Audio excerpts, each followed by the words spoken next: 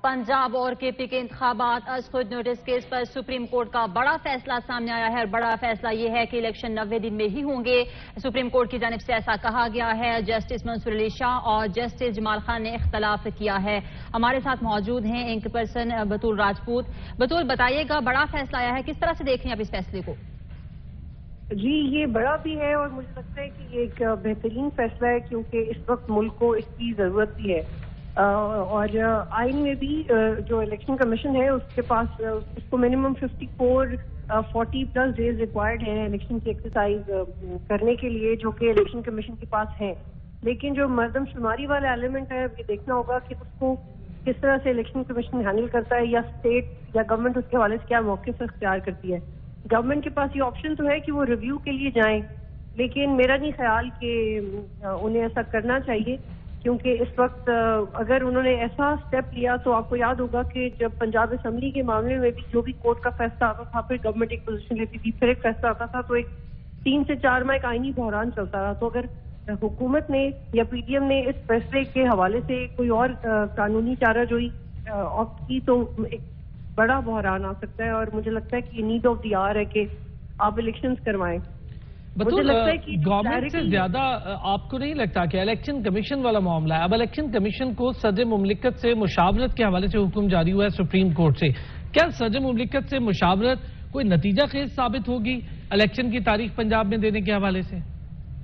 देखिए, कोर्ट ने कहा है कि जो आर्टिकल 57 और 58 है उनके तहत इलेक्शन कंडक्ट करवाएं और उनके तहत ही इलेक्शन के हवाले से बातचीत होना चाहिए। और आर्टिकल 57 में सदर को डेफिनेटली कुछ इख्तियारात हैं, लेकिन वो हमें ये नहीं भूलना चाहिए कि वो मुशावरत के साथ है।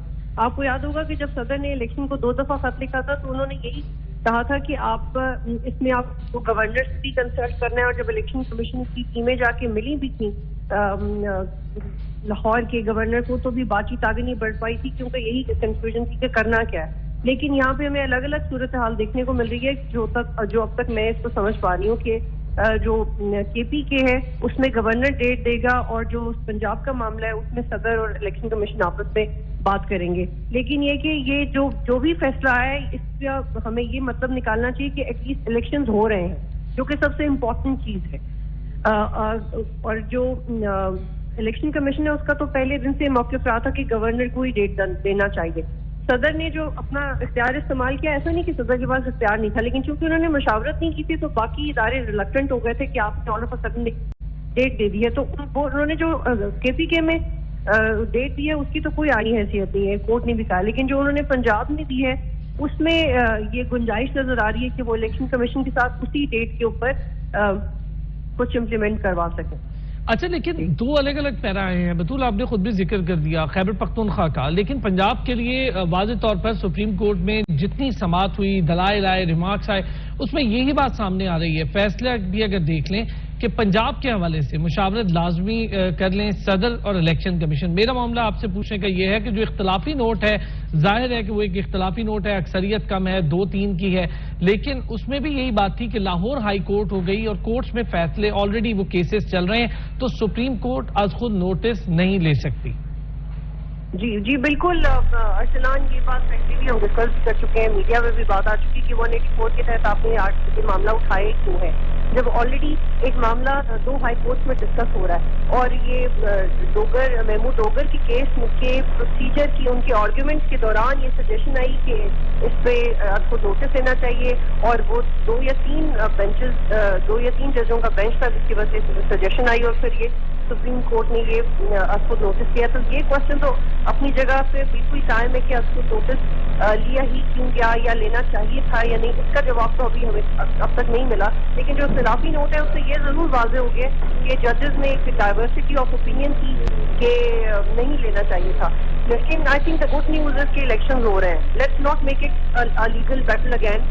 इट्स अ गुड न्यूज कि इलेक्शन होने चाहिए और इलेक्शन हो रहे हैं। बाकी ये कि जो कानून की तशरीह है वो आप यकीन करें कि ये जो इस दफा मसला हुआ है اس کے لیے بھی جو لوگ قانون کو سمجھتے ہیں ان کے نزدیک بھی کوئی باقاعدہ تشریح کی ضرورت نہیں تھی، کیونکہ گورنر کا کام تھا الیکشن کا اعلان کرنا. لیکن یہ اداروں کی اپنی اپنی سیاسی حکمت عملی کے تحت، اپنی اپنی ریلکٹنس کے تحت صدر نے اپنا ایک انفلوئنس ظاہر کیا، گورنر نے اپنے آپ کو علیحدہ کر دیا، اور جو الیکشن کمیشن کی اس کی ایک پوزیشن کمپلیکیٹڈ ہو گئی. لیکن آئین میں ہر ادارے یا ہر فرد کا اپنا اپنا ایک رول موجود تھا، لیکن اس کو چونکہ نہیں سمجھا گیا اور اس کی اپنی اپنی تشریح کیجیے تو ہمیں صورتحال میں پھنس گئے. لیکن اس پہ بھی ایک مارجن موجود ہے کہ کورٹ نے زیادہ وقت لیے بغیر آپ کو کہا ہے کہ آپ ان دنوں میں الیکشن کروائیں.